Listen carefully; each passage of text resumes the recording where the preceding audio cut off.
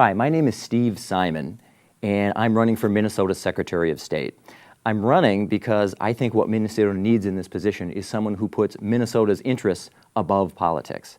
That's who I am, and that's what I always have been.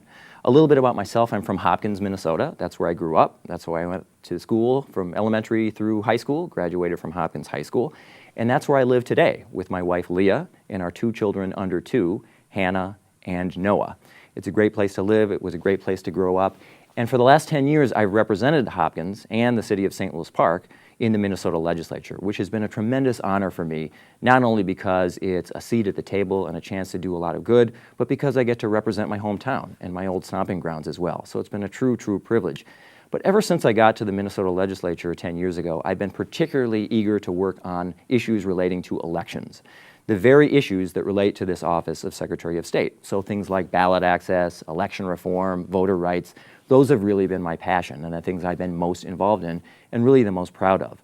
And I think the reason, if I had to trace back why am I interested in election law and making sure people have easy access to the right to vote? To me, it's kind of an immigrant story, which is very familiar to most Minnesotans. So in that respect, I'm not unique because many of us have a similar story. But my particular case is that my great-grandparents on my dad's side came to this country from Poland and Lithuania in Eastern Europe. And they were part of a group that was not well treated, that was oppressed, and that didn't have a lot of opportunities.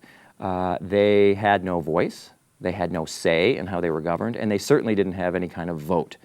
And so they came to this country, and I like to say that they didn't just immigrate to this country, they fled. They fled from Eastern Europe, and they came to Minnesota, originally to northern Minnesota, and when they came here, they had those things. They had a say, they had a voice, and ultimately, yes, they had a vote, things that they never had in the old country. And that's something always worth remembering, not just for me, but I think for everyone. A lot of people have fought and bled and even died for our right to vote. It's worth protecting, it's worth defending, it's worth strengthening. And that's what the office of Secretary of State does and is supposed to be about. So I take that very seriously, and it would be an honor to serve in that position. Over the last 10 years, I've gotten some great results, and gotten results on a bipartisan basis with Democrats and Republicans supporting some key reforms. And let me give one example of the thing that I'm most proud of. In 2013, we passed a new law in Minnesota that takes effect this year for 2014. It's called No Excuses Absentee Voting. That's its technical kind of wonky title. But really what it means is vote from home. It means that any one of us in Minnesota can now vote from home, vote from our kitchen table if we want to, for any reason or no reason at all. The old reason, or the old method, you may remember, if you wanted to vote absentee, was that you had to fill out a form and sign an oath under penalty of perjury saying, really promising, that you were going to be out of town that day. Well, that didn't work for a lot of people. For one, there was some white lying going on anyway.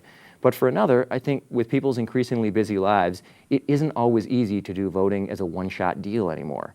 And so why not make it so that people can vote in an easier fashion? I think of my own dad, who's 80 years old. He's got advanced Parkinson's. He uses a walker. He doesn't drive. Why should someone like that have to give an alibi or an excuse for why they need the added comfort and convenience of voting from home? They shouldn't, and now they don't. And I'm proud of that. And just as proud of the result, I'm proud of the fact that I found common ground.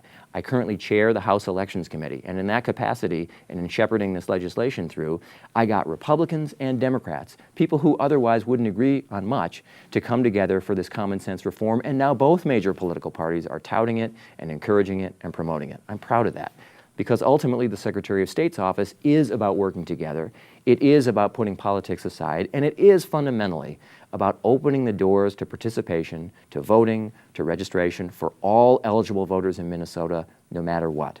That's a good thing, keeping those doors open and not slamming them in people's faces. So I've been proud about that, and I've been proud about other things like online voter registration, a bill that I also authored that got the support of Democrats and Republicans, or legislation a few years ago that made it much easier for our overseas military and other Minnesotans living overseas to have their vote actually count.